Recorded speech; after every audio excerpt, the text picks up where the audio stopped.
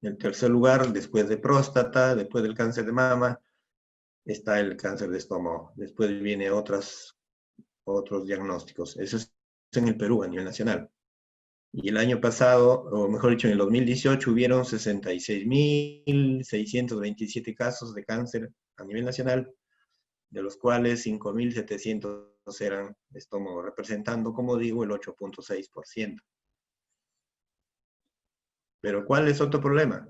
El problema no es tanto que sea el tercer lugar. Esta tabla es enorme. Esta tabla, obviamente, debe ser la quinta parte de la tabla, ¿no? O sea, hay otros cientos de cánceres que no están por razones de la reunión, los he recortado.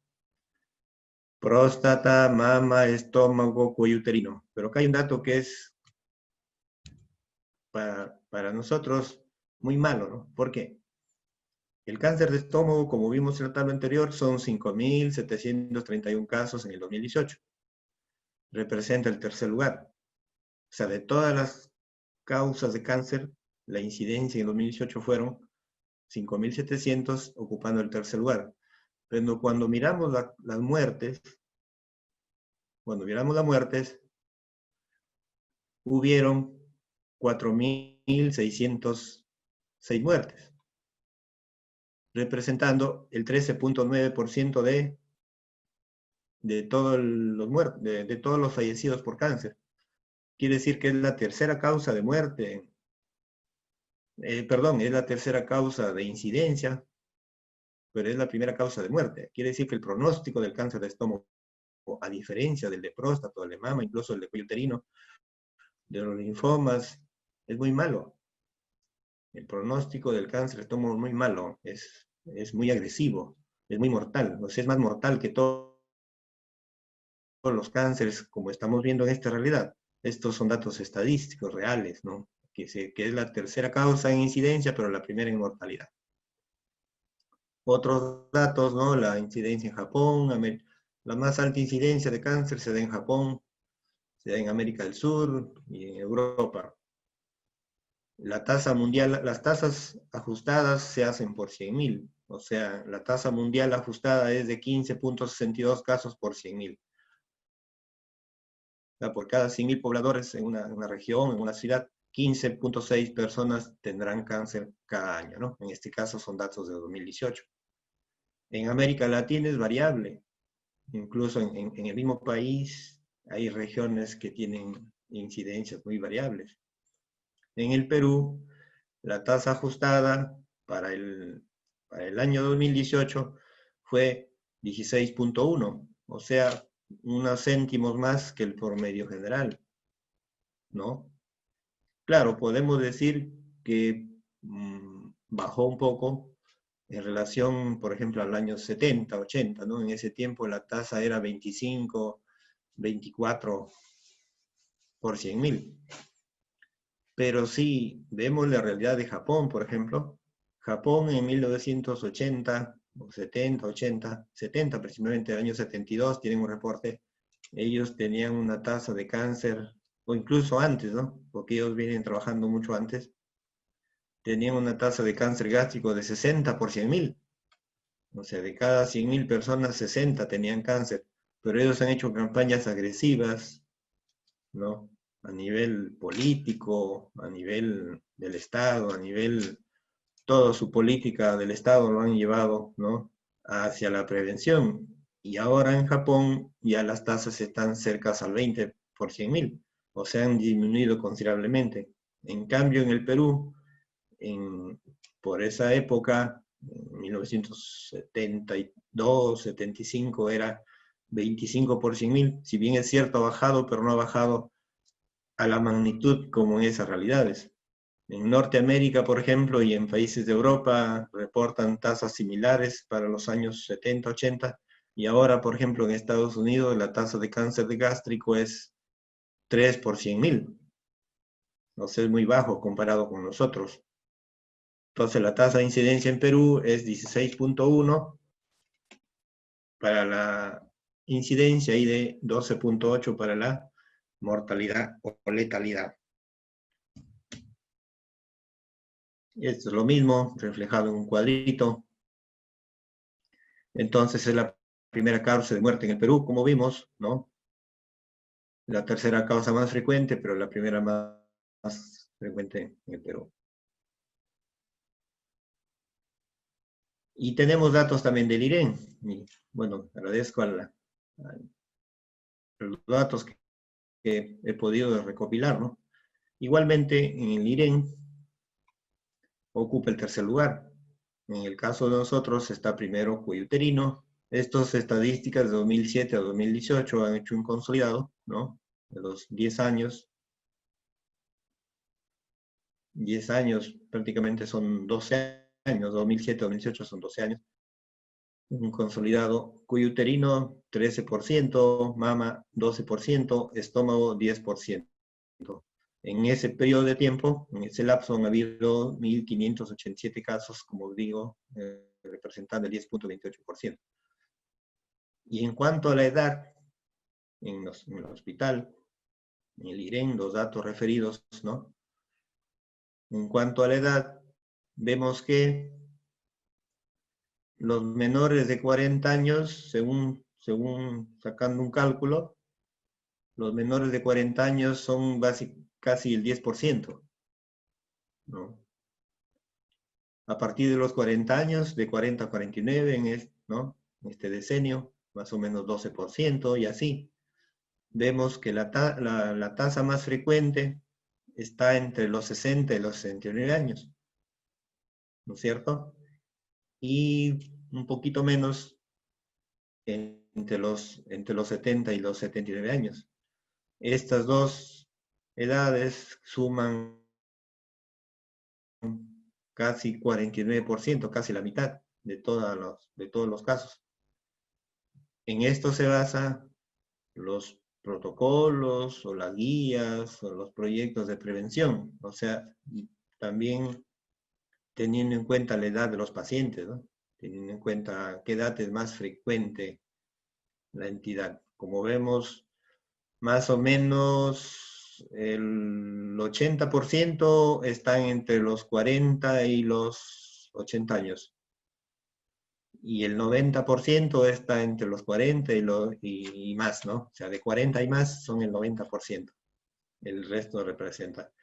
Pero acá hay un dato muy malo. Les está hablando de estadios. Esto tiene que ver con el estadio TNM, ¿no? El TNM tiene que ver con la T, el tamaño del tumor, N, ganglios regionales y M, metástasis. Eso saca un cuadro, ¿no? Se hace un fluxograma, ¿no? Y un cuadro, y al final se arroja estos resultados. Estadio 1 solamente el 2%, 2.1%. Y miren ustedes, entre el estadio 3 y el estadio 4 son 85%. No, 88%. 88.5% para ser exactos. Estos pacientes, cuando llegan a la institución, probablemente muchos de ellos, hay otras tablas que ya no los he traído, pero probablemente estos pacientes llegan en esos estados y reciben básicamente terapia paliativa. Muy pocos o un porcentaje de ellos son operados, otros reciben quimioterapia, radioterapia, muchas veces con fines paliativos. Por lo menos los estadios 4 a 5 años, el 5% sobrevive, ¿no? Es el pronóstico muy malo. Este dato es el que nos debe motivar, no nos debe incentivar. ¿Qué está pasando? ¿Por qué los pacientes llegan a estadio 4 el 70%? Yo a veces pregunto a los alumnos o a colegas, enfermeras, les digo, si decimos que en 3.7 años más o menos es el tiempo que evoluciona de cáncer de acá para acá, quiere decir que el otro año vamos a ver ese porcentaje de pacientes en estadio 3 o 4. Lo que yo me pregunto es, ¿dónde están ahorita esos pacientes? ¿No es cierto? ¿Qué están haciendo ahorita esos pacientes? Esa cantidad de pacientes que vamos a ver, ¿no? Si sacamos 1.500 en 10 años, más o menos 100 pacientes por año, esos 100 pacientes que van a llegar el otro año y el subsiguiente, ¿dónde están? Porque van a llegar en estadio 3 o 4. ¿Por qué no van a la institución? ¿Cuál es la razón? Por muchos factores probablemente que estén asociados, ¿no? Entonces, pasando ya al tema de cómo es el diagnóstico y los factores que están asociados a la enfermedad, hablamos de la gastritis crónica atrófica o de la gastritis atrófica crónica.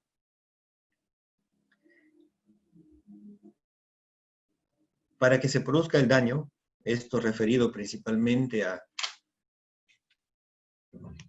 cáncer gástrico intestinal, también al cáncer difuso, pero principalmente al intestinal. Existen varios pasos, existe una progresión lenta, pero una progresión de la mucosa gástrica normal, ¿no? La mucosa gástrica normal, diversos factores, a la cabeza, Helicobacter pylori, tabaquismo, estilos de vida inadecuados, alimentación, ejercicio, alcohol, como vamos a ver, hacen que esta cascada progrese de mucosa gástrica normal, probablemente acá haya gastritis aguda, después gastritis crónica activa superficial,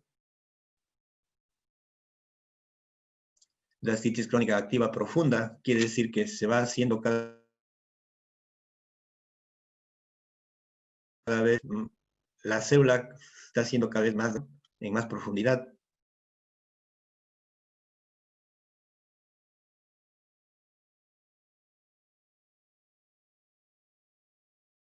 Crónica, la célula es un cambio de tejido, un cambio de mucosa. Meta significa cambio, plasia tejido.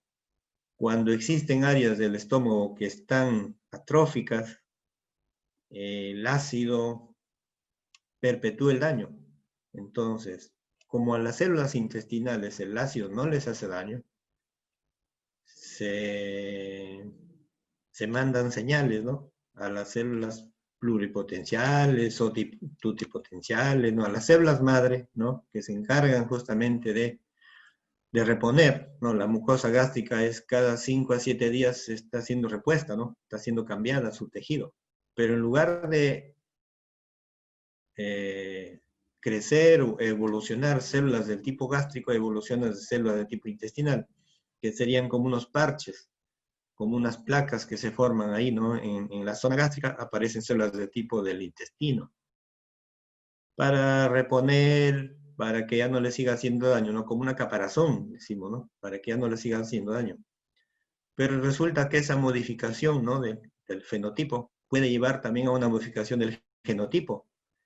Y si hay estímulos, si persiste, por ejemplo, el Helicobacter pylori, si persisten otros factores como los oxidantes, ya sea, o otras toxinas, ya sea excesivo alcohol, tabaquismo, alimentos, ¿no? Van a producir ese cambio de genotipo y entonces la metaplasia intestinal se convierte en displasia. Aquí ya no solamente hay células nuevas, células de tipo intestinal, sino que además ya hay células que tienen alteración de la arquitectura. Podrían haber células de repente un poco más grandes, células que ya no están organizadas como se espera. Entonces eso lleva displasia, eso se llama displasia. Y el paso final, si sigue el proceso, en realidad el cáncer gástrico son múltiples pasos. El hecho de llegar acá, a este nivel, a la parte de gastritis superficial o profunda, no significa que va a avanzar. Significa que si los factores no se dan a este nivel, se detiene esa cascada. Esta cascada la propuso un famoso colombiano, ¿no? La cascada de Correa se llama. A cualquier nivel. Nosotros vemos pacientes con gastritis crónica atrófica, con metaplasia intestinal, que las estamos siguiendo año tras año, y felizmente no avanza, porque siguen las recomendaciones, ¿no? Ese es un dato importante. Siguen los consejos, las recomendaciones de nuestra parte, o siguen un tratamiento adecuado, estandarizado, y entonces se detiene. En el mejor de los casos regresiona, pero en algunos casos, en la mayoría de casos se detiene, ¿no? Entonces ya no avanza a esta entidad final que es el adenocarcinoma. Hablando de factores, la OMS y las instituciones, ya sean americanas o asociaciones mundiales, han diseñado, ¿no? O han propuesto productos que se llaman carcinógenos, ¿no? Constantemente está en investigación, eso no, día a día salen nuevas propuestas, ustedes escuchan en la televisión, ¿no? Vemos en la información que tal producto produce cáncer, que tal producto produce cáncer, el producto de la leche, el insumo o el ingrediente de tal o tal producto produce cáncer. Pero eso tiene que ser un proceso de investigación. Entonces existe la OMS y las instituciones que tienen que ver, la IARC sobre todo, proponen carcinógenos, llamados entonces, ahora conocemos carcinógenos de tipo 1, son aquellos que está probado fehacientemente ser cancerígenos, y uno de ellos es el tabaquismo. Para cáncer de pulmón y para cáncer de estómago, el tabaco está considerado como carcinógeno tipo 1, quiere decir que su condición de carcinógeno ha sido demostrado. Después hay otras posibilidades, por ejemplo, los probables, los posibles, o los dudosos, o los descartados, ¿no? Por ejemplo, salió en la información de que tal producto podría producir cáncer. Se prueba primero en experimentación, en animales, y después se da en humanos, y se pasan 10 años de uso de ese producto, y se descubre de que no produce cáncer, porque ningún paciente que lo tomó le produjo, entonces ese producto se descarta, y a eso ya no está descartado como carcinógeno. Pero existen productos que se siguen investigando, y existen productos que han sido probados. El tabaquismo, el Helicobacter pylori, por ejemplo, son productos que se llaman carcinógenos tipo 1. Ahí están los 2A, el tipo 1A es tipo 1, perdón. Después los 2A es probable, el 2B es posible, y después el 3A tiene dudoso, ¿no? Y el 3B ya es descartado. Entonces el 1A significa que el tabaquismo está dentro de las condiciones que se llaman carcinógenos tipo 1. Se dice, ¿no?, que el tabaquismo, ¿no?, disminuye los niveles de carotenoides. Siempre hablamos de los carotenos, de la vitamina C, ¿no? Y sabemos que la cascada, esa cascada que les he mostrado, acá tiene que ver mucho la oxidación. La oxidación de la célula, la oxidación de los procesos. Esa oxidación lleva a estrés de las células. El estrés de las células lleva a que sustancias que existen normalmente en el estómago se activen, y eso inviten o llamen o condicionen, ¿no?, la activación de genes, ¿no?, que estaban dormidos, pero que se activan, y al activarse o se inactiven genes que eran defensivos, o se activan genes malos, o se inactivan los genes buenos. Entonces esas dos condiciones se pueden dar con el tabaquismo, con los oxidantes. O sea, los oxidantes van a favor de la progresión de la enfermedad, y los antioxidantes, vitamina A, vitamina E, vitamina C, ¿no?, son los principales antioxidantes que conocemos.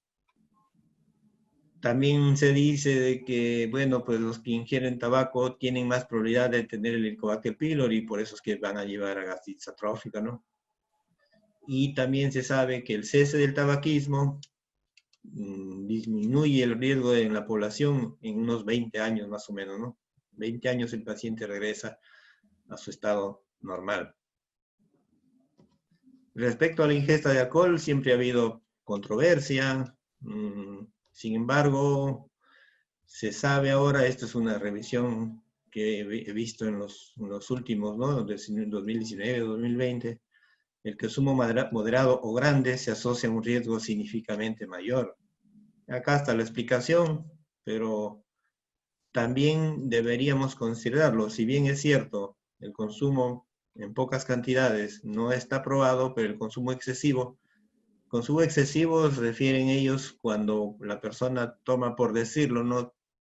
40 gramos de alcohol en alcohol, ¿no? Diario en varones o 30 gramos de alcohol diario en mujeres. Eso equivale más o menos a una cerveza diaria, ¿no? Quiere decir a la semana 7 cervezas al mes. O sea, prácticamente las personas que todos los días ingieren. Y esas personas están consideradas como riesgo moderado alto, o sea que de consumo alto, ¿no?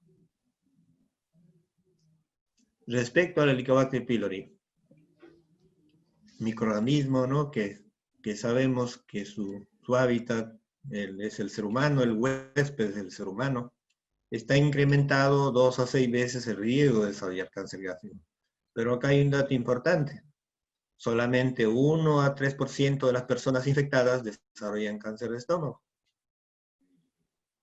La prevalencia del Helicobacter pylori en nuestra realidad, en nuestra sociedad, en nuestra región, porque hay trabajos que han hecho, está alrededor del 62% más o menos. Ese es el promedio, 62, 65%, ese es el promedio de la población nuestra que tiene Helicobacter pylori, sean asintomáticos o sean sintomáticos. Helicobacter pylori hay variantes. Por eso es que nunca podrá haber una vacuna para Helicobacter pylori, porque hay hasta 42 genotipos de Helicobacter pylori. ¿Por qué dice que es eso? Los europeos son una raza más pura, ¿no? Son blancos. Los americanos, bueno, provienen de, los canadienses vienen de Francia, los americanos vienen de Norteamérica, pero tienen también raza negra en América, ¿no? Entonces dice que los de raza negra en Norteamérica son más propensos a desarrollar neoplasia, porque ellos tienen más propensión, o sea, así como somos multigenes, nosotros, porque nosotros no tenemos una raza común todos, tenemos de árabes, de asiáticos, de judíos, que conquistaron España y los españoles a su vez vinieron acá y a su vez se mezclaron con nuestros, ¿no? Nuestros hermanos, los que crearon, ¿no? Los que vivieron previamente, así que somos multigenes, todos tenemos multigenes. Y a su vez, también el Helicobacter tiene multigenes, ¿no? O sea, tanto del huésped como de la gente. Curiosamente, es un dato importante, ¿no? Curiosamente, por ejemplo, en África, por ejemplo, hay zonas donde el 90% de la población tiene Helicobacter pylori. Pero resulta que solamente en esa población tienen 5 por 100.000 de neoplasia. Sin embargo, en algunas zonas de Colombia o de Costa Rica o de Chile, tienen 20% de la población Helicobacter, pero la tasa de cáncer es muy alta. Entonces dice que no solamente es el Helicobacter pylori, son los genes del Helicobacter pylori. Acá en el norte hay un dato que nos dieron, ¿no? Un trabajo que hicieron. En el norte tenemos hasta 42 genotipos. Quiere decir que todos los Helicobacter no son muy agresivos. Son aquellos que tienen genes BAC, CAG y otros genes BAB, que son los genes dañinos. Por lo tanto, es un problema mayor para nosotros, porque somos, a pesar de tener nosotros polimorfismo genético, o sea, nosotros como pobladores tenemos ya polimorfismo, los genes de los Helicobacter infectas también tienen polimorfismo. Por lo tanto, va a haber una gran variabilidad. ¿Y eso en qué repercute? Repercute justamente en esto que estamos viendo acá. ¿Por qué algunos solamente tienen gastritis crónica?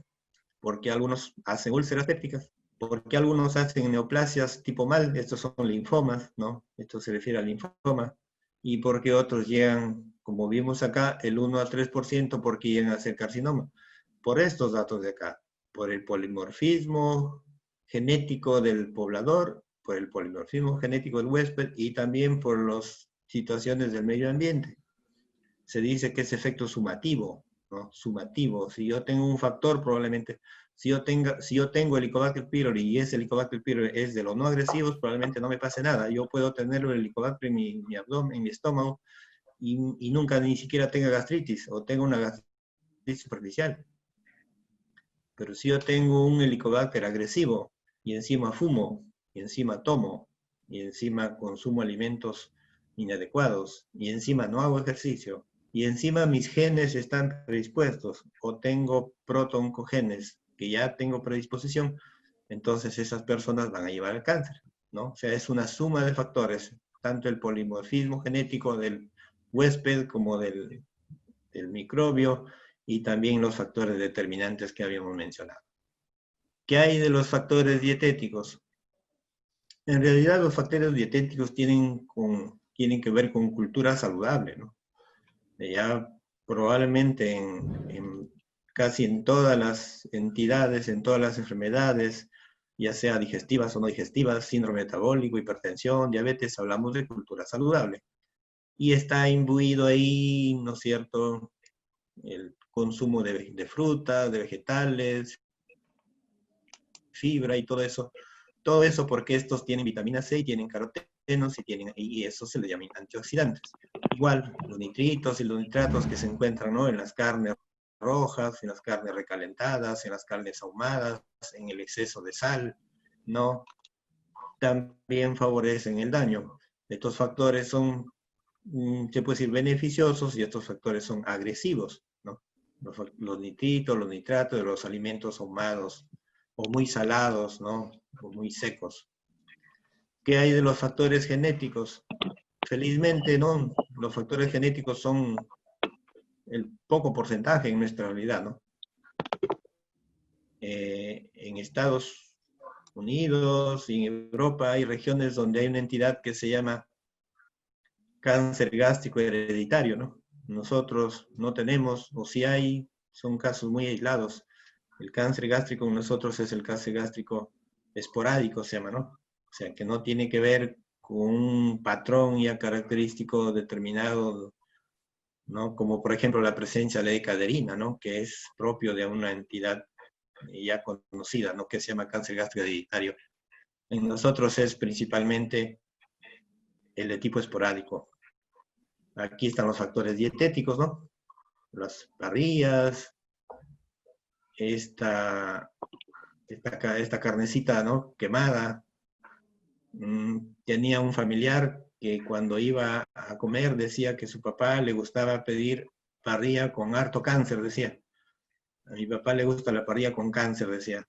Ya no sé por qué, alguna vez se enteró, ¿no?, porque decía que le gustaba bien quemado. Y eso justamente, esto que está acá, tiene bastante nitrato, nitritos, ¿no?, y desestructura la mucosa, ¿no? Eso sí es permanente, hace daño. Igual todos estos productos que están en salazón, que se llama, ¿no? Bueno, para los factores genéticos no existe, pues entonces, por lo mismo que son factores predisponentes, no existe seguimiento. Felizmente en nuestra realidad no tenemos esos casos, pero por ejemplo en realidades americanas o norteamericanas o en Europa, para los casos que tienen este gen que se llama caderina, les ofrecen una resección gástrica, no detenerlo, porque lo más probable es que cuando se exprese esa enfermedad va a ser avanzada en su momento. Entonces hemos conversado un poquito sobre cómo se evoluciona la enfermedad. Algunos factores, los factores que he mencionado son los factores que están probados, que están demostrados. Probablemente en los medios de comunicación, en los diversos, o en los medios ahora que tenemos, ¿no?, virtuales, diversos, escuchamos bastante información respecto a suplementos, a los productos químicos, ¿no?, adicionales. Muchas cosas se mencionan, ¿no? Sin embargo, he querido traer lo que hasta la actualidad, hasta por lo menos hasta marzo de este año ha salido publicado como factores que realmente favorecen o detienen la progresión de la enfermedad, más no aquellos que son todavía posibles. Por ejemplo, se habla de, algunos reportes decían que los inhibidores de bomba, como el omeprazol, producen, también son factores para neoplasia, pero eso en metaanálisis no se ha demostrado. También se dice de que, por ejemplo, las estatinas, ¿no? O la metformina, por ejemplo, previenen el cáncer. Claro, es en realidad desde pacientes que son diabéticos. En sí ahí, el estatina y, por ejemplo, la metformina, es obvio que lo que hay que recomendar a los pacientes es que sigan su tratamiento, porque es tan peligroso el cáncer como la diabetes, ¿no es cierto? O el problema cardíaco que pueda tener el paciente. Por lo tanto, es un efecto sumativo del efecto tanto preventivo de la estatina y de la metformina, que son tratamientos para diabetes, y concomitantemente estamos previniendo, bueno, la enfermedad neoplásica. También se habla de la obesidad, ¿no? Es de sí, la obesidad está dentro de los grupos que son posibles, todavía no está como tipo 1, pero la obesidad es un dato que hay que corregirlo en todas las personas, ¿no? No solamente porque va a tener cáncer de estómago, sino porque vamos a prevenirle muchas otras enfermedades. Igual, los antiinflamatorios, por ejemplo, ¿no? Aspirina y otros antiinflamatorios han probado en algunas realidades, ¿no? Europeas, básicamente. Pero ¿cuál es el problema? El problema de la aspirina y los AINES como preventivos es que producen muchos efectos adversos. O sea, le previene a largo plazo, en 10 a 20 años, le previene una probable neoplasia, pero sin embargo los pacientes se mueren por hemorragia digestiva, ¿no? O sea, la tasa de riesgos que trae el uso de los AINES es mayor que la prevención que le podemos brindar. Así que tampoco no está recomendado, por lo menos en estos momentos. Respecto a la prevención secundaria, la prevención primaria es ir a los factores de riesgo conocidos, ¿no? Los factores que van a condicionar o que van a evitar o que van a prevenir que se genere ya la lesión.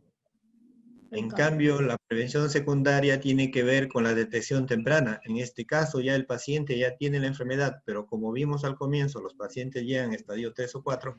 En este caso, de lo que se trata es que el paciente llegue oportunamente. Entonces hablamos de prevención secundaria. Esto debe realizarse en poblaciones donde la enfermedad es un problema de salud pública importante, como por ejemplo en el Perú, ¿no? En el Perú sigue siendo un problema de salud pública importante. Ejemplos claros de cómo han hecho prevención temprana ha sido en Japón, ¿no? En Japón y Corea. ¿Qué hacían en Japón? Aparte de que en el Japón, pues, la cultura de la población es, ellos tienen un régimen, una disciplina para sacarse el sombrero, ¿no? Los japoneses y coreanos son, ahora lo hemos visto, ¿no? En esta pandemia, ellos les dan una disposición, una orden, y todos, como soldaditos, cumplen eso, ¿no? Entonces, todas las personas en el Japón están registradas, todos están registrados en un patrón, así como nosotros tenemos nuestro DNI y estamos registrados en una institución primaria, secundaria, y ellos están registrados en un patrón. A todas las personas en el Japón a partir de los 40 años se les invita a realizarse ya sea una endoscopía o una radiografía. Y a todos los que sale alterada la radiografía, se les invita a hacer su endoscopía. Y de esa forma, como decía primero, de esa forma han bajado considerablemente su tasa de incidencia de cáncer de estómago y han detectado, ellos detectan, por ejemplo, yo les decía que en el Perú detectamos un 5% de cáncer gástrico temprano. Ellos han detectado en esas campañas hasta un 40-50% de sus cánceres han sido cáncer gástrico tempranos. A diferencia de nosotros, que es el 95% son avanzados y el 5% tempranos. Ellos tienen hasta la mitad de casos en temprano con estas estrategias. Claro, acá tienen que ver ya políticas de gobierno, políticas de Estado, cultura, cuestiones sanitarias, cuestiones ambientales, la motivación de la persona, ¿no? Muchos factores influyen para que esto se lleve a cabo. Acá tenemos una foto de una radiografía, por ejemplo, esta es una radiografía normal, se ven los pliegues, se ven la estructura normal. Acá ya vemos una radiografía que está afectado, y acá también se ve una afectación a nivel del estómago. A este paciente también se le hizo una radiografía y sale afectado acá, y de ahí se le hizo una endoscopía. Esto de acá se refleja acá, mira, es un tumor. Entonces, quiero decir lo siguiente. Como la endoscopía es cara para ellos, ¿no? Entonces, a todos los pacientes mayores de 40 años le hacen una radiografía, como esta de acá. Si está normal, le vuelven a hacer al año o 2 años. Si está alterada, les hacen una endoscopía. Como dicen ellos, el 13%, ¿no? El 13% de los que le hicieron endoscopía salieron alterados. A ellos le hicieron, el 13% de los que le hicieron radiografía con contraste, esta radiografía, el 13% les hicieron endoscopía. Y entonces de esa manera encontraron un 40-50% de casos tempranos, ¿no? Identificados a tiempo.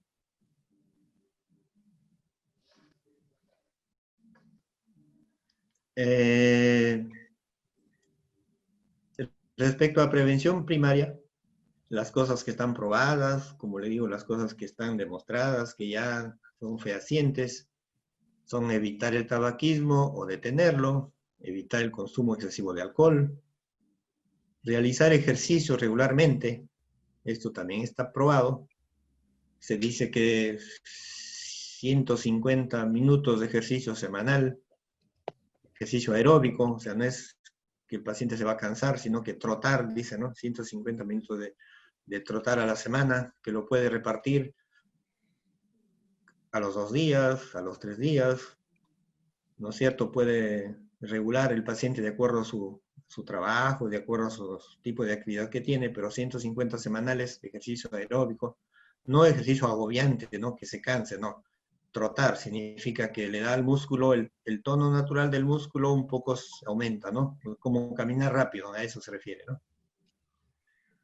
El consumo de dietas ricas en frutas, vegetales y fibra, ya eso forma parte de la cultura saludable.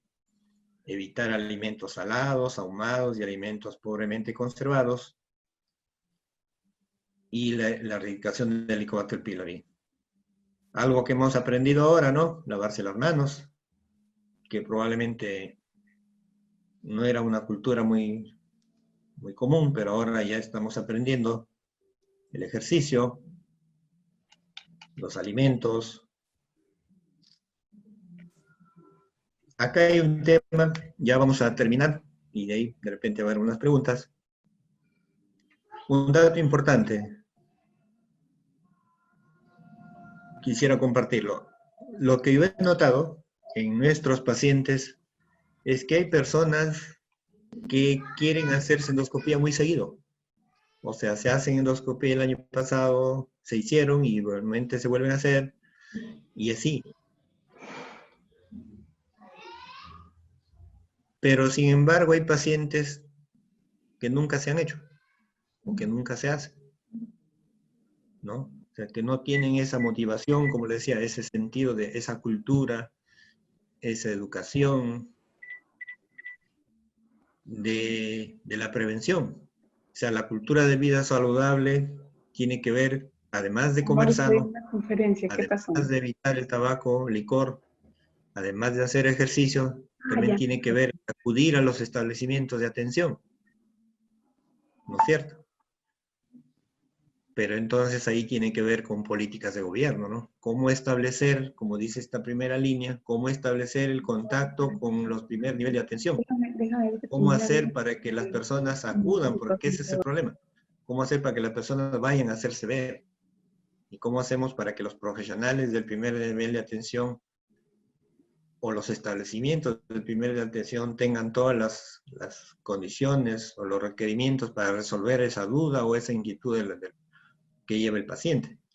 Entonces hay un problema, ¿no? Que tiene que ver con que las instituciones tengamos un contacto con el primer nivel de atención y también que las personas tengamos una cultura de vida saludable, o sea, que estemos deseosos de hacernos ver, estemos deseosos de saber sobre nuestra salud.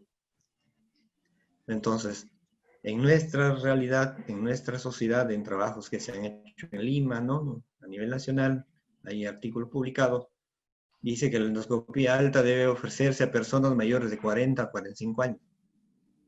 A todos debería ofrecerles una endoscopía alta. La radiografía, como hacen los japoneses que han hecho sus campañas, es costoso. O sea, una radiografía le aumenta 200, 250 soles al costo del tamizaje.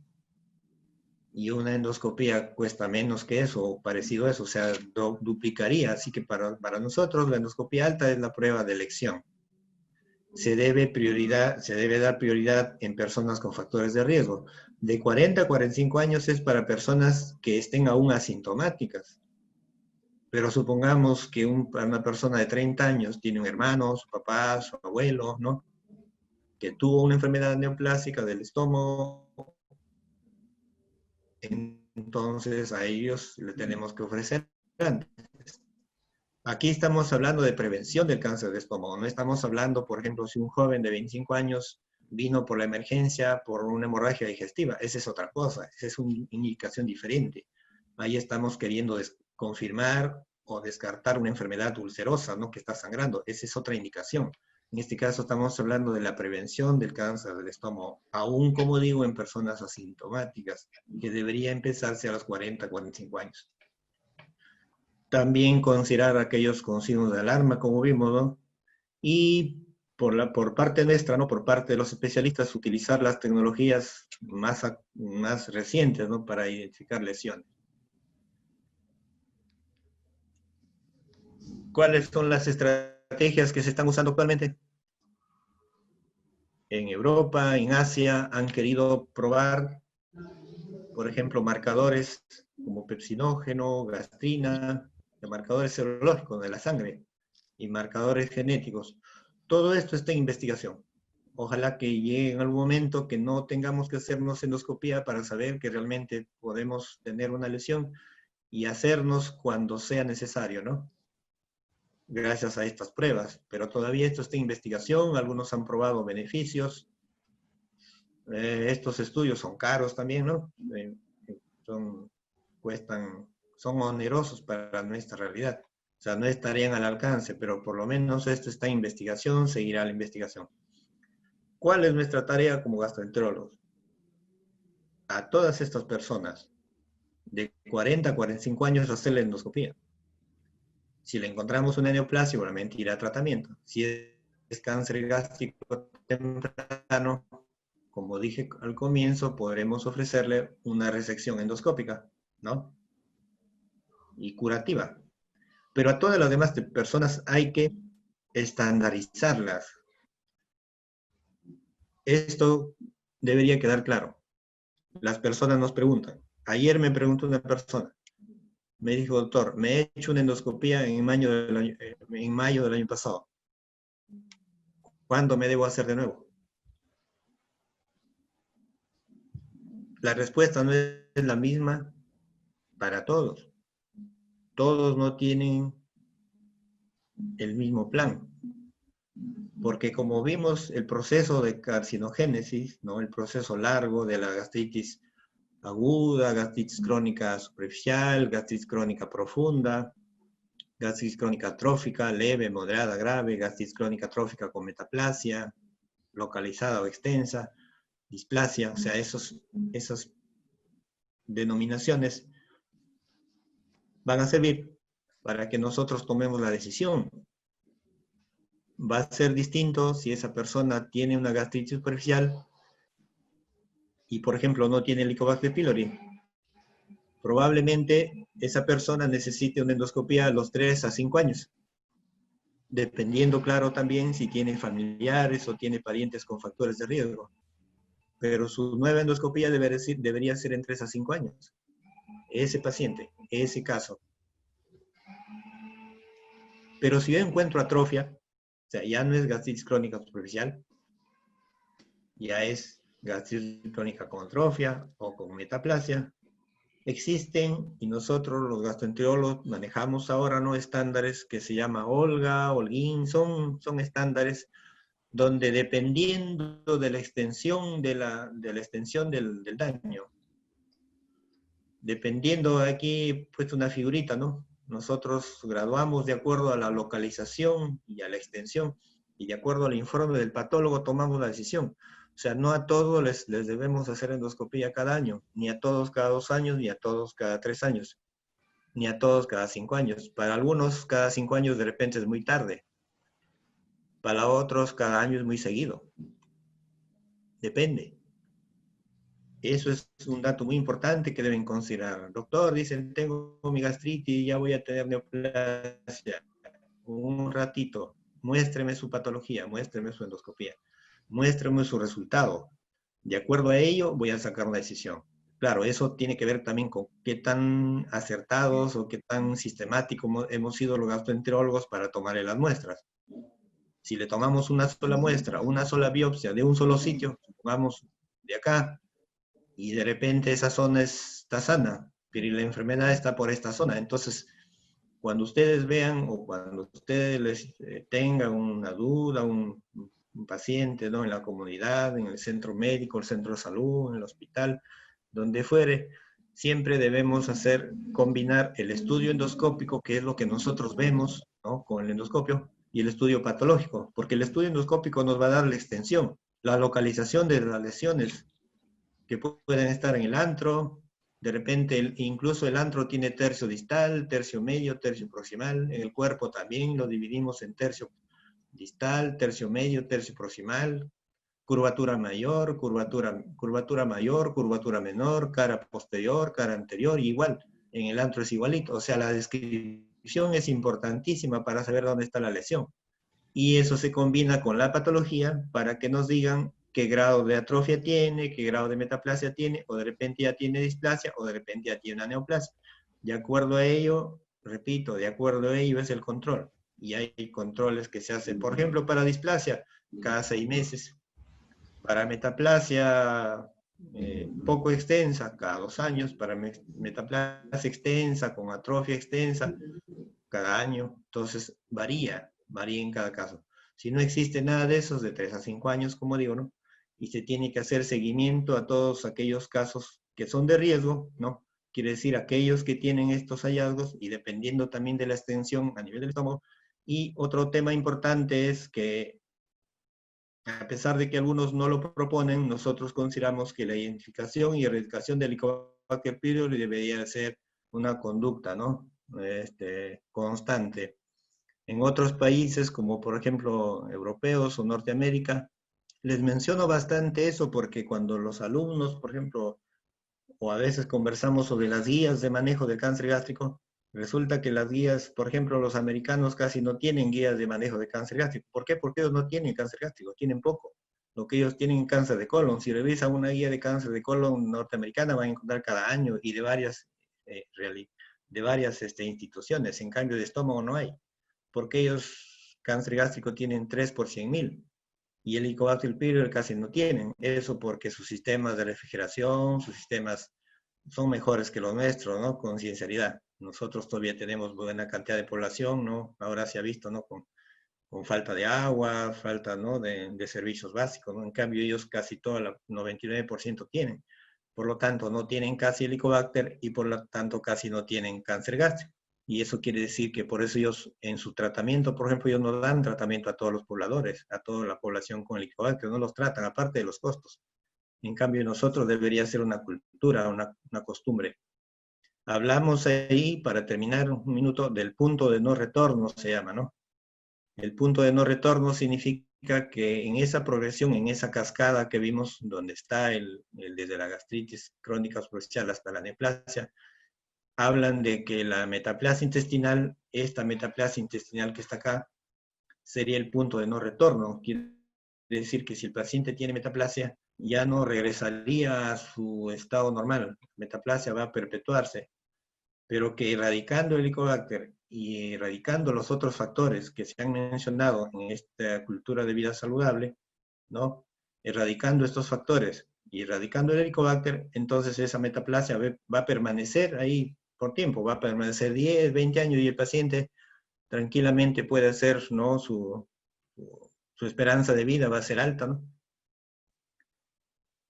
Eso es lo que les he querido traer. Espero no haber sido muy extenso. He querido tratarlo desde el punto de vista de mi área de gastroenterología y lo que nos inquieta y lo que nos apasiona respecto a la identificación temprana, que es en realidad nuestra razón de ser. Les agradezco. Si tienen alguna pregunta, licenciada Victoria o doctora Karina, de repente puede hacer llegar. Sí, doctor Tapia, ¿me escucha? Buenas tardes. Muchas gracias por su ponencia. Gracias a ¿Me usted. escucha, doctor? Sí, le Sí, le escucho, agradecemos por su licenciada. Gracias. excelente ponencia. En el chat nos hacen llegar la siguiente pregunta. Nos dicen, o le preguntan a usted, perdón, ¿se puede dar cáncer gástrico en niños? ¿Y a partir de qué edad se puede presentar? Existe el cáncer gástrico de tipo difuso, ¿no? En menores de 10 años, como vamos a ver en esta tablita, ¿no? De 30 a 39 años, 6.5%. De 20 a 29 años, 1.8%. De 10 a 19 años, 0.1%. No reportan acá cáncer en menores de 10 años. Cáncer de estómago. Si es que existe, probablemente tendríamos que buscarlo en todo caso en el Instituto del Niño, ¿no? Lo que pasa es que nosotros más vemos adultos. Habría que ver esa realidad, ¿no? No está reportado en otras realidades, está reportado a partir de los 10 años, en artículos que leímos alguna vez, en menores de 10 años no se ha visto cáncer gástrico, estamos hablando, y de haberlo tendría que ser el cáncer gástrico difuso, que es el que está relacionado justamente con el gen de la ecaderina. O podría haberlo en aquellas enfermedades genéticas, ¿no? El cáncer gástrico hereditario difuso, ¿no? Que se llama, es una entidad que básicamente tiene que ver con raza europea, mediterránea, ¿no? Y norteamericana. Pero en esta realidad no tengo datos, por lo menos esta información que es del IREN no la tiene, y habría que ver en Globocan si es que existe, pero por lo menos en esta realidad no hay, no se ve, ¿no? No tenemos. Excelente, doctor. También hacen otra pregunta. Además de la resección, ¿existen tratamientos con quimioterapia para el cáncer gástrico? ¿Qué fármacos se emplean? Lo más importante ahí es que el cáncer gástrico es amerita un tratamiento, como decimos, multidisciplinario, ¿no? El cáncer gástrico, una vez que se diagnostica, lo diagnostica el gastroenterólogo, hace la evaluación por cirujano de abdomen, ¿no? Cirujano oncólogo, de acuerdo al estadio que encuentre, el estadio previo, ¿no? Porque el estadio final se sabe con la cirugía. El cirujano pide la tomografía de tórax, la tomografía de abdomen, pélvica, y de acuerdo a ello planifica un tratamiento, ¿no? Que puede requerir solamente cirugía, que puede requerir quimioterapia previa a la cirugía, que es la quimioterapia neoadyuvante, ¿no? Que puede requerir tratamiento quimioterápico después de la cirugía, coadyuvante, o a veces se utiliza antes y después, o se combinan quimioterapia con radioterapia. Eso depende del estadio.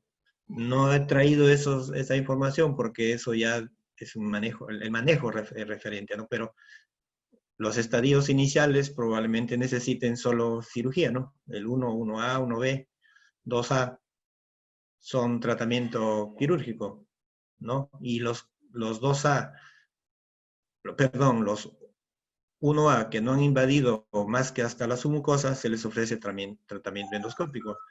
En Japón, por ejemplo, y en Lima también, en el hospital Rebagliati y Almenara, por ejemplo, todos los casos tempranos ya los están manejando con disección endoscópica. Pero esos casos no necesitan quimioterapia, ¿no? Los casos tempranos, ¿no? En el protocolo, la NSC y los otros no existe quimioterapia para los casos tempranos, ¿no? Eso es para los casos avanzados, a partir de 2B, ¿no? Para adelante. O sea, existe, de hecho, que existe quimioterapia, radioterapia, pero para los casos que según protocolos, según guías, está demostrado su beneficio, ¿no? Muy bien, doctor. Gracias por la respuesta. Tenemos otro par de preguntas.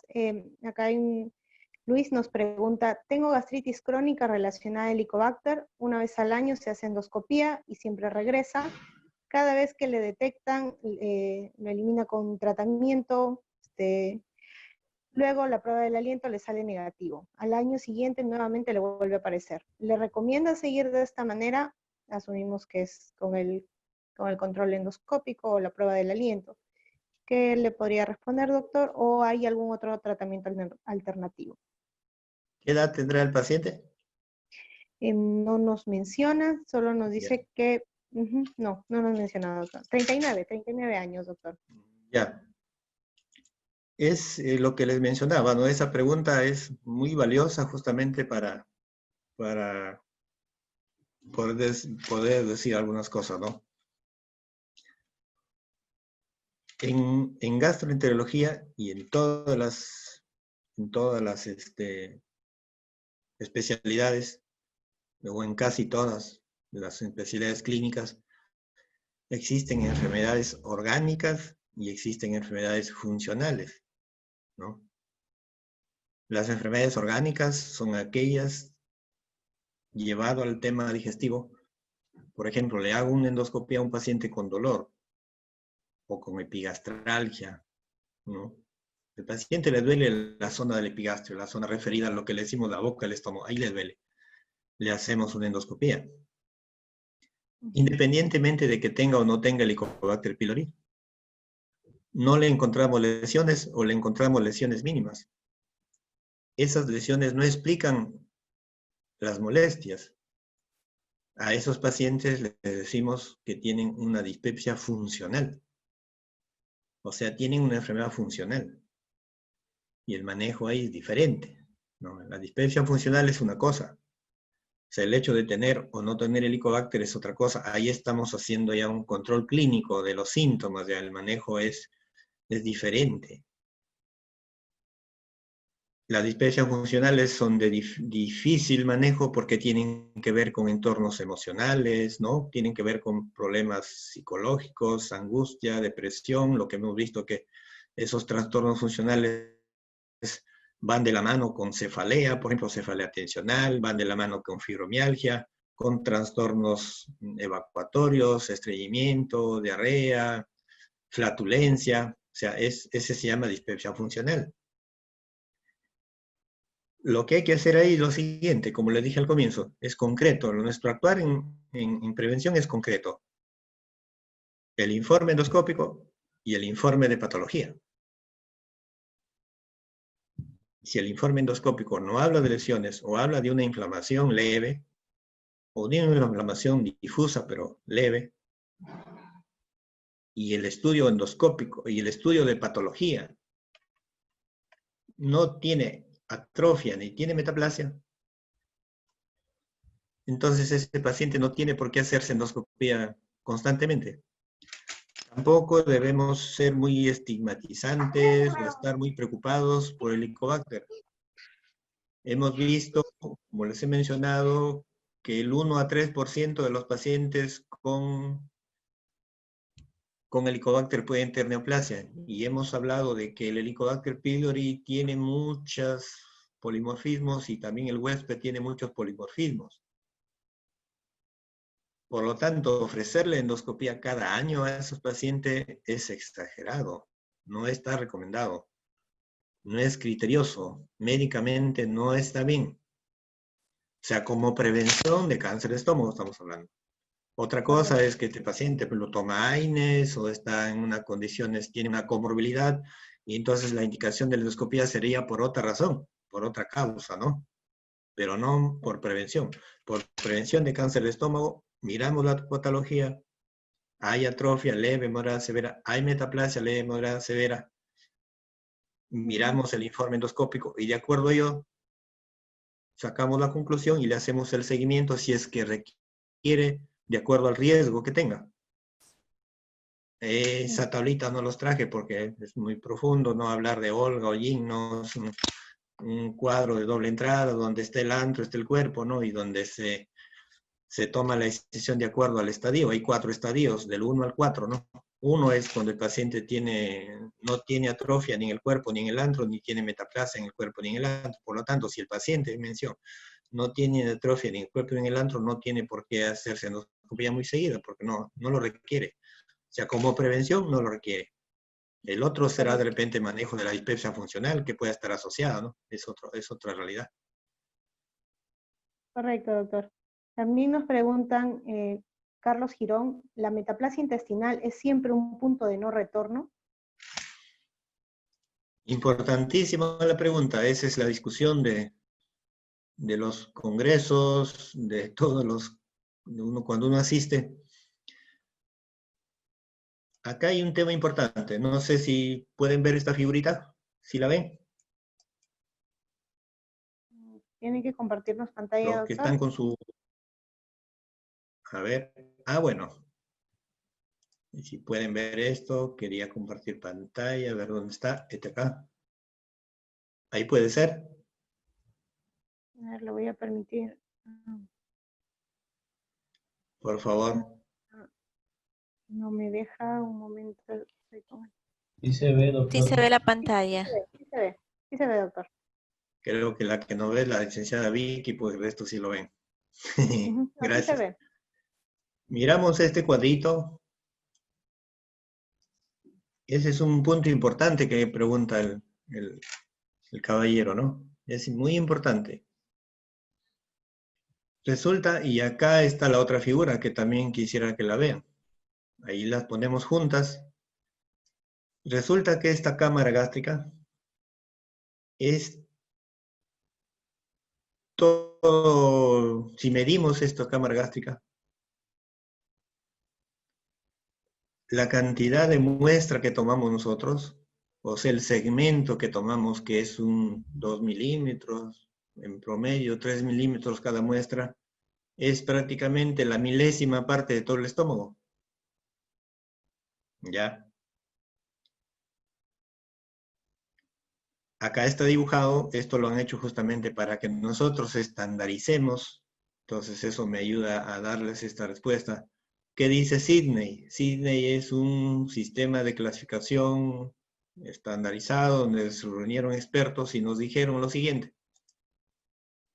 No tomen muestras de cualquier lugar. No tomen muestras al azar, así, de cualquier sitio. Las muestras deben tomarse, para responder a la pregunta puntual, ¿no? Las muestras deben tomarse, 5 muestras deben tomarse. Les dije que esto se llama antro, esto se llama cuerpo, ¿no es cierto? Y esto se llama fondo. Las muestras se toman como están dibujadas acá. Esto de acá es como si el estómago estuviera abierto, ¿no? A este estómago lo hemos abierto por la curvatura menor, y hemos hecho este de acá. Acá está el esófago y abajo está el duodeno, el bulbo duodenal. Este es el estómago. Las muestras deben tomarse, no sé si están viendo, espero que puedan ver. Las muestras deben tomarse,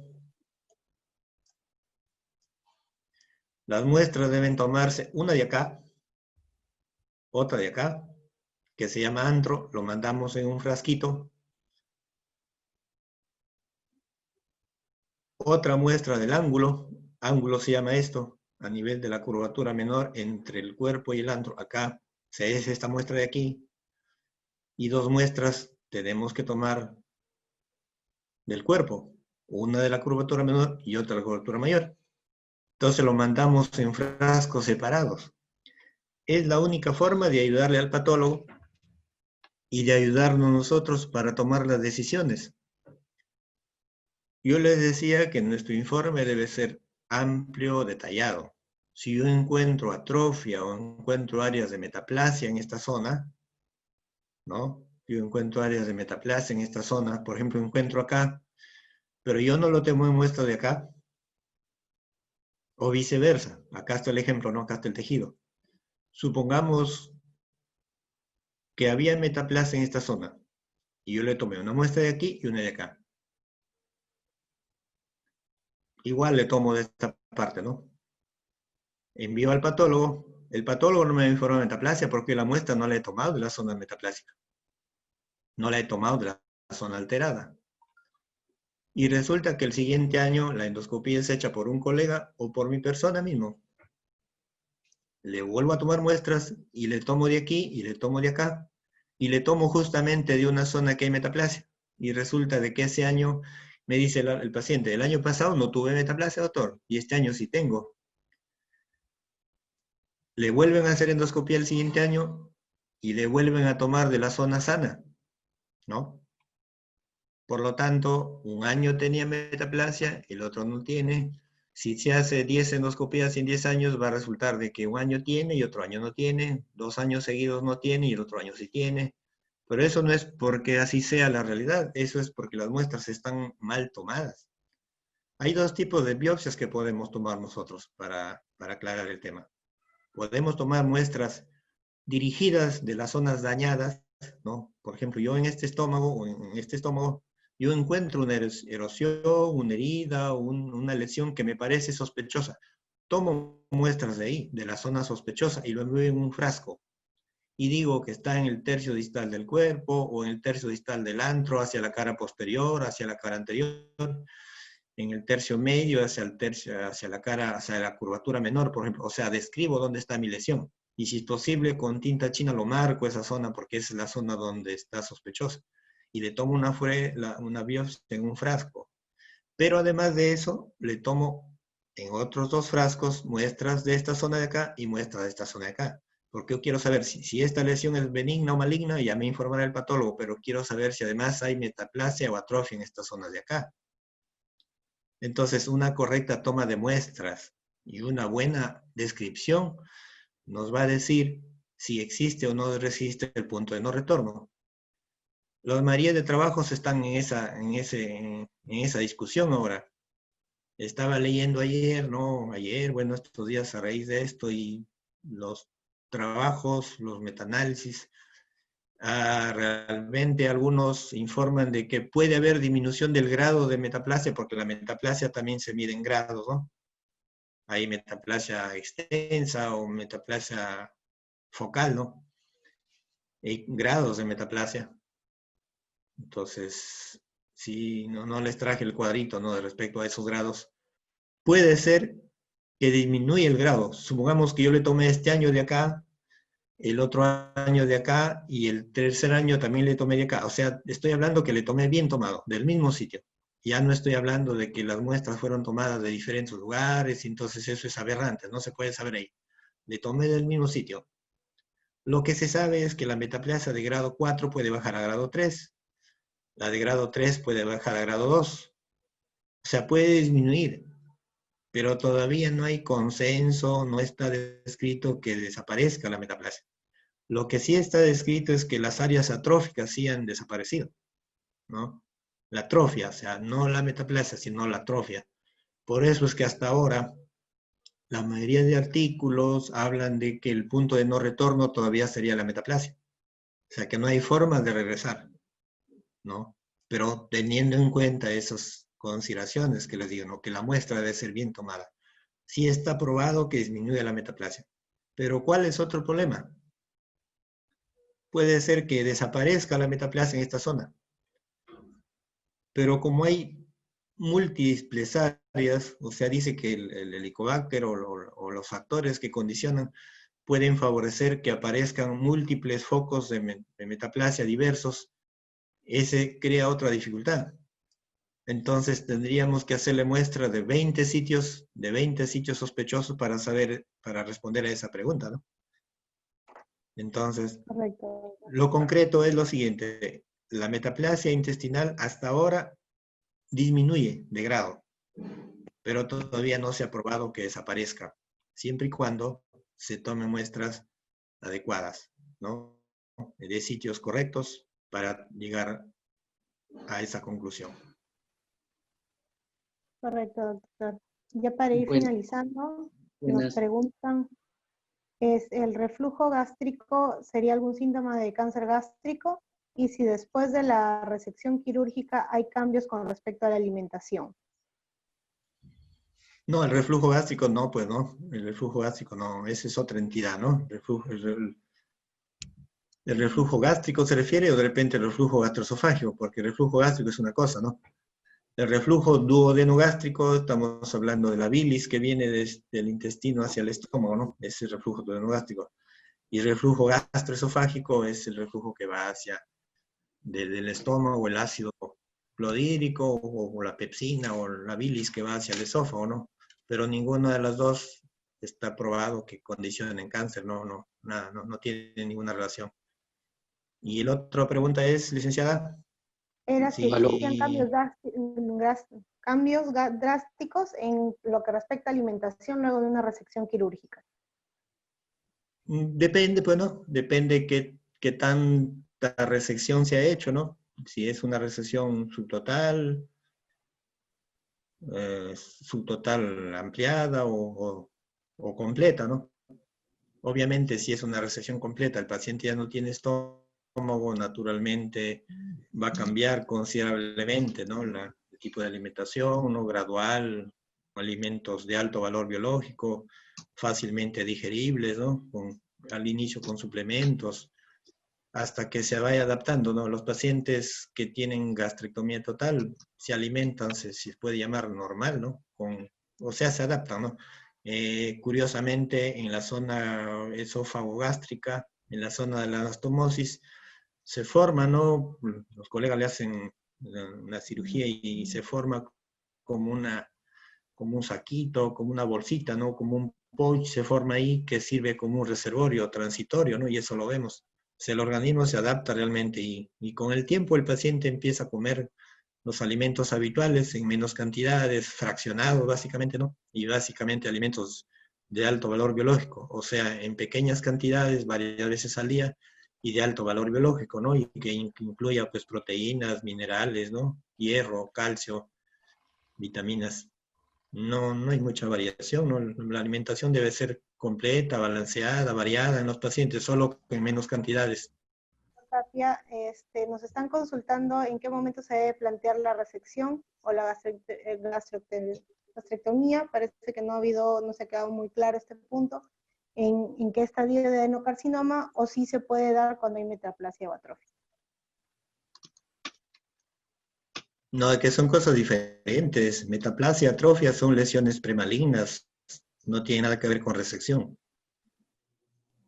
O sea, la resección es para casos de pacientes que tienen un carcinoma demostrado, probado, ¿no? El tipo 1, tipo 2, el estadio 1, estadio 2. Cuando hay casos que tienen estadio 1, se puede ofrecer resección endoscópica, ¿no? Cuando no son muy extensos, cuando no comprometen la muscular, de repente se hace una ecoendoscopía, ¿no? Se programa. Una ecoendoscopía es una ultrasonografía, ¿no? Que se ve tanto, es un ecógrafo que tiene a su vez una función de endoscopio, ¿no? O un endoscopio que tiene también función de ecógrafo, que se puede mirar, se toma la decisión de hacer resección endoscópica o ya si está muy profundo quirúrgica, pero ese es un tema distinto, ¿no? Ahí ya es decisiones de tratamiento, ¿no? ¿Qué tratamiento seguir? Y a eso va a depender de lo que nosotros veamos, de lo que encontremos en el estadio que consideremos, ¿no? Esa es otra cosa, ¿no? Para ir finalizando, doctora, hay dos preguntas más. Acá una paciente pregunta, hace 4 años le hicieron una endoscopía con resultado de Helicobacter pylori que recibió tratamiento. Desde ahí ya no ha hecho visitas al médico, pero actualmente tiene elevación del vientre, tiene flatulencias y pregunta si volvería o estaría teniendo nuevamente el Helicobacter pylori. ¿Qué tendría que hacer? Claro, la tasa de erradicación del Helicobacter pylori con los esquemas convencionales es un 85% más o menos, ¿no? O sea, quiere decir que con un esquema convencional de 100 pacientes que tratamos, ¿no? Ahora no hay tratamiento peor ni mejor, ¿no? Todos los esquemas son buenos. como no tenemos los genotipos de los pacientes, lo que tratamos es en forma empírica, ¿no? Le damos tratamiento en forma empírica con el esquema A, el esquema B, el esquema D. Hay varios esquemas, ¿no? Cuando un paciente recibe un esquema A y después de un tiempo tiene de nuevo, le podemos ofrecer el esquema B, porque se asume de que el Helicobacter está resistente. Pero acá viene, yo preguntaría, ¿no? A esa persona que le han tratado Helicobacter hace 4 años, ¿le han hecho control posterior de que estaba erradicado? No lo sabemos, ¿no? Porque si le han hecho control después de haberlo dado el tratamiento, ya no tenía, le han hecho test de aliento y ya no tenía, cada persona, cada peruano tenemos más o menos, dice estadísticamente, un 3 a 5% de probabilidad anual de reinfectarnos, ¿no? O sea, cada uno tenemos, a pesar de ya no tenerlo, ¿no? Todos tenemos esa posibilidad. Algunos dicen menos, de 1 varía de entre 1% hasta un 5% de probabilidad de volvernos a reinfectar. Por lo tanto, la probabilidad de reinfectarse existe, ¿no? Es baja, pero existe. A pesar de que hace 4 años le han dado tratamiento, si sacamos 1 a 3, sacamos 3% de probabilidades por año, en 3 o 4 años tiene un 10 a 12% de probabilidad de tenerlo de nuevo, a pesar de haberse erradicado, ¿no? La otra cosa es que si no se hizo la prueba del aliento, entonces no sabemos. Si ahora lo tiene de nuevo, o sea, si ahora lo tiene, no sabemos si es cuando no se hizo el test del aliento, ¿no? O no se hizo un control. No sabemos si el que tiene ahora es el mismo Helicobacter que quedó resistente o es que se reinfectó, ¿no? Por eso es que ahora, en la mayoría de las ocasiones, preferimos pedirle test del aliento, ¿no? Para comprobar la erradicación, para que si después vuelva a tener, sepamos cómo tratarlo. Porque si no, no sabríamos qué esquema elegir, ¿no? Si dimos el esquema A y si le volvemos a dar el esquema A siendo resistente, ya no tendría sentido, ¿no? En cambio, habiendo hecho el test del aliento, si volvemos a tener positivo, significa que podemos darle el mismo esquema, porque es otro microorganismo que colonizó su estómago. No sé si quedó claro eso. Sí, doctor. Más bien también nos ¿Sí? preguntan cada qué tiempo se tiene que realizar una radiografía gástrica contrastada cuando el primer resultado fue negativo. En los programas japoneses lo están haciendo a los 2 años. Correcto, doctor. Hay una persona que está levantando su mano, señor Edgar Soto, quiere hacer una pregunta, no le está escribiendo. Muy buenas tardes. Saludos Sí, a todos. tardes, Gracias, doctor, por tan excelente capacitación. Un favor, la capacitación es el enfoque preventivo. En cuanto a la población trabajadora en la parte de cáncer gástrico ocupacional, por ejemplo, ¿qué medidas o qué screening se podría realizar? Ya que actualmente, de acuerdo a la normativa, es un examen físico, pero tenemos algunas patologías, ¿no? Como soldadores que trabajan con plomo, en los cuales se podrían tener un mayor riesgo, y si tenemos alguna estadística en Perú. Muchas gracias. De nada. Claro, hay, como dije, los factores que están probados, por ejemplo, que causen lesiones gástricas ya están demostrados, ¿no?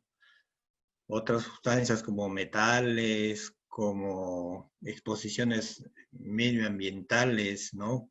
Asbesto, plomo, los que trabajan en granjas, por ejemplo, o diversos trabajadores con ocupaciones, tendrían riesgo, por ejemplo, para otro tipo de enfermedades, ¿no? Respiratorias, ¿no? Alérgicas, más no. O de repente patologías agudas, ¿no? Digestivas, más no. Está probado que eso tenga relación con el cáncer de estómago. O sea, para empezar por ahí, ¿no? O sea, no hay guías, no he encontrado, ¿no? Artículos donde hablen de que esas sustancias produzcan daño, ¿no? Sin embargo, la salud ocupacional que he visto, ¿no? Que está creciendo en nuestra realidad, ¿no? Y eso es bueno, debería también contemplar, ¿no es cierto?, a las personas que están en la edad, ¿no? 40, 45 años, debería contemplar también el estudio digestivo, priorizando obviamente aquellos que tienen riesgo, ¿no? Principalmente, ¿quiénes son los que tienen riesgo? Las personas que tienen familiares directos, ¿no? Le decía, ¿no? Que esa cultura preventiva, que por ejemplo lo tienen los japoneses, los coreanos, los chinos, ¿no? Los japoneses, coreanos y chinos, cuando tienen 40 años y un día, se van al establecimiento de salud, o si no se van, el Estado, ¿no? Lo que pasa es que el sistema de salud ya es distinto. Todas las personas, la mayoría de personas, no tienen casi sistemas privados. Alguien que esté en el auditorio, de repente, si me puedes mentir, ¿no? La mayoría de sistemas son sistemas públicos. O sea, el trabajador paga 30% de sus impuestos, ¿ya? Es bastante, ¿no? Para nosotros. Pero ese poblador no tiene necesidad de ir a buscar una clínica. No tiene necesidad de ir a buscar la mejor clínica de Trujillo o de Lima. Porque el Estado, el hospital de Kioto, de Nagoya, de Tokio, de todas las ciudades, todos esos hospitales tienen adecuada atención y de calidad. O sea, tienen endoscopio, tienen especialistas y todas las personas que van a atenderse ahí reciben una atención idónea. Y es un gusto para ellos asistir a esas instituciones, ¿no es cierto? Y tienen también la cultura de preventiva. El poblador tiene la cultura preventiva. Entonces, en próstata cumplen 50 años y un día, se van al hospital.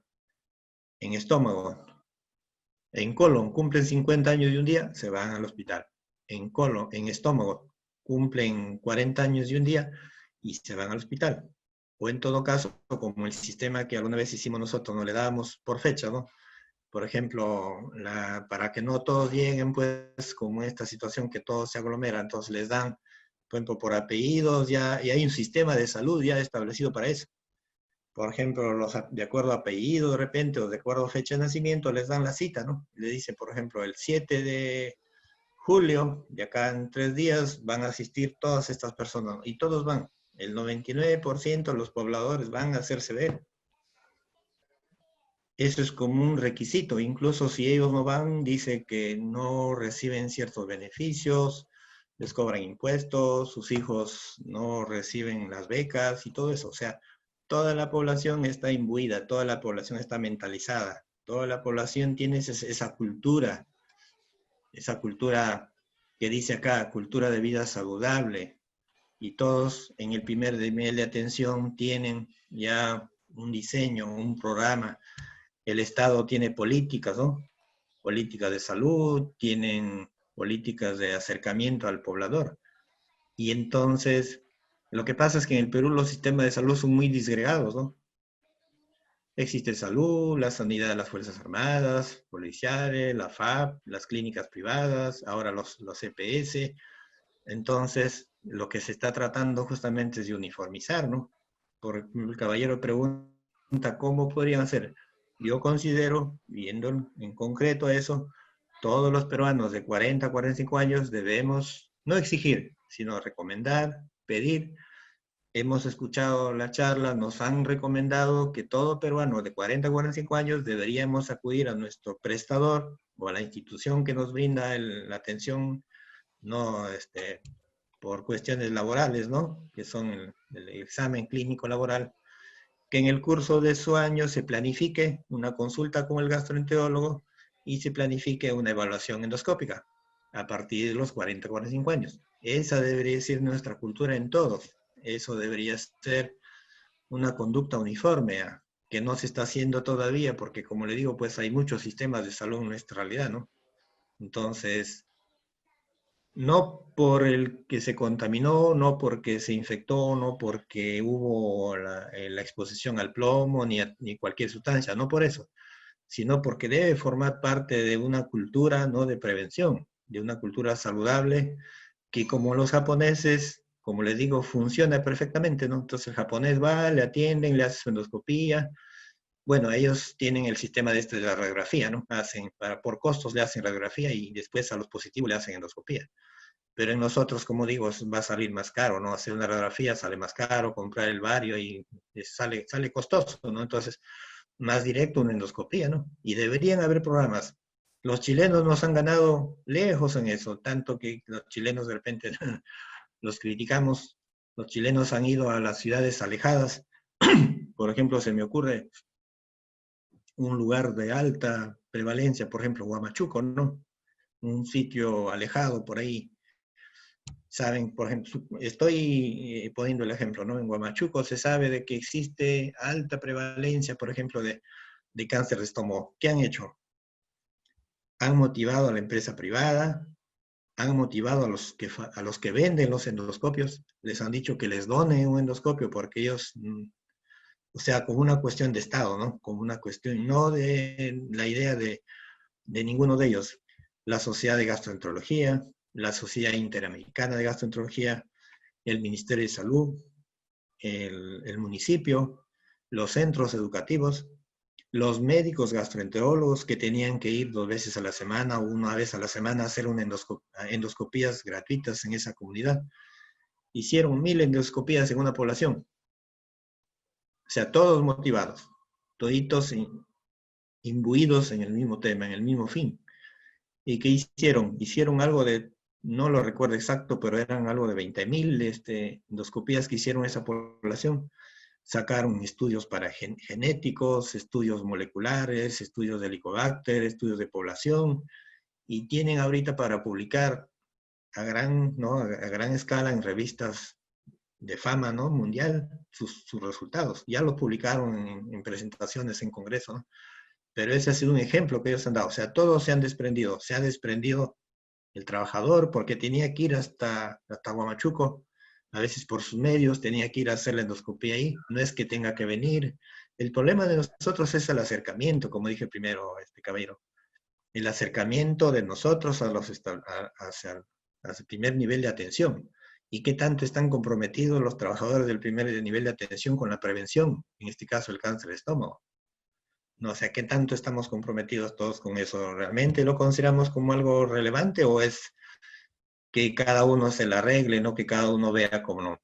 Me parece que por ahí debería haber, por ahí está el manejo, ¿no? Que se uniformicen esos criterios que ahorita estamos mencionando, ¿no? Para que sea, pues, que sea algo común, ¿no? En nuestra población, que todos ofrezcan esos servicios y que los individuos libremente, ¿no? De esas edades ya opten por ese procedimiento como procedimiento preventivo, ¿no?